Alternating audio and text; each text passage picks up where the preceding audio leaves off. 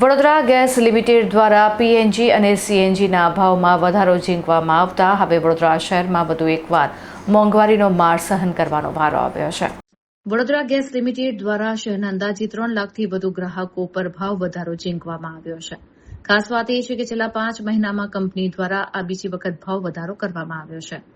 કંપનીએ ઘરગથ્થુ વપરાશના ગેસ અને વાહનોના ઇંધણ બંનેમાં ભાવ વધારો કર્યો છે.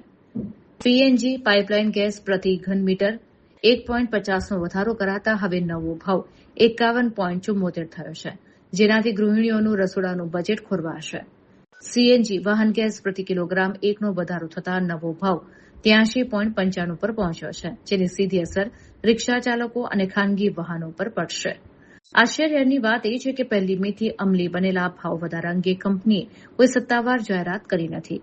ગ્રાહકોને આ અંગેની જાણકારી ત્યારે થઈ જ્યારે કંપનીની વેબસાઇટ પર ભાવ અપડેટ કરવામાં આવ્યા.